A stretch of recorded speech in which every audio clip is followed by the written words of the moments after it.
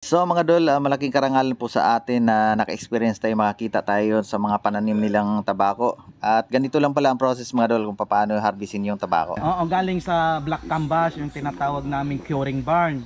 Pagkatuyo sa curing barn, ilalagay namin dito.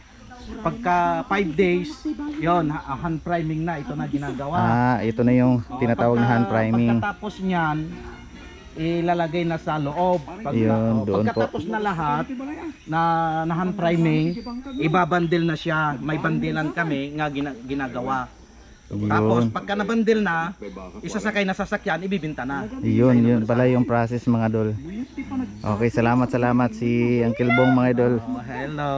Yun. Shout out sa mga nag-ano natin. Big shout out pala sa inyo mga ating na nag-hand priming dito sa tabako ni Uncle Bong. Ang ginagawa po nila mga idol, hinihiwalay po nila yung dahon sa katawan ng tabako. At pagkatapos mga idol, pag na-file na nila yung mga dahon, yung stroke po ng tabako mga idol, ilalagay nila sa likod at ginagawa po yung pang fertilizer. At maganda po pang fertilizer yan mga idol. Kaya hindi nila tinatapon yung katawan ng tabako. Talagang namangha ako mga idol at nagpapasalamat ako mga idol na naka-experience tayo dito mga idol. Kasi isipin mo, dito pala nagsisimula ang proseso para gawing sigarilyo. Kaya paglabas sa market nito mga idol, nakapakete na ito. Diba? Nakamangha. Ganito lang pala process. At yun, silipin natin yung kanilang storage mga idol. Pagkatapos mag-hand priming yun, hihiwalay yung dahon sa katawan, itatambak nila dito mga idol. At pwede nang ibinta pagkatapos dito sa hand priming. At hanggang dito lang ang ating vlog mga idol at malaking karangalan sa atin dito at nagpapasalamat tayo kay Uncle Bong. Salamat Uncle Bong at na-experience natin pagtatanim ng tabako. At least alam na natin mga idol ang proseso para gawing sigarilyo. Sa akin, tapos sunod ka ha.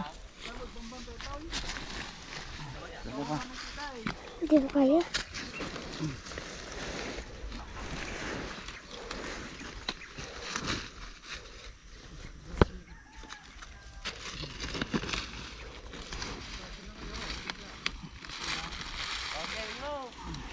Oh, diba? Bitin mo ah.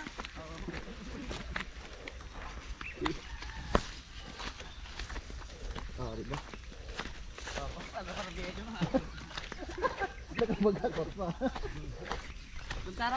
Parang si Kiko, pangalinan lang ba?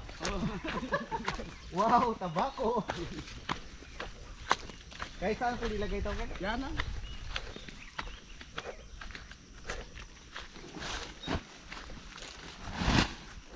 Oh, diba? Mga idol, ito yung tabako. Ang lalaki ng dahon, oh. Parang pwedeng gulayin din yata to. Ayan. Sabi mo, gagamba. Yan. Gagamba. Marami pang hindi na harvest. Ito po yung gagamba. So mga idol, ngayon na ako nakita ng malapitan ng tabako. Malalaki pala talaga yung dahon. Alright. Ignorante. Tabako. Ayan, tapos pagkatapos nag-harvest dyan mga idol, meron pang mga bagong tanim naman dito.